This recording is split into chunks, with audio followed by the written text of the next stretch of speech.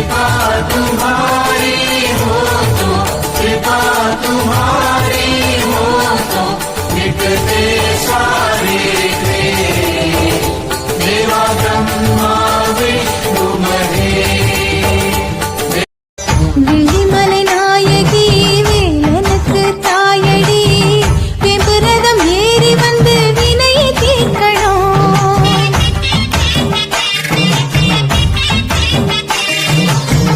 நாராயணன் தங்கச்சி நல்ல முத்து மாறியே தங்கரதம் ஏறி வந்து தாயை காக்கணும். என் தம்பை சத்தம் கேட்கலையோ கருமாரியே, இந்த பாலகமும்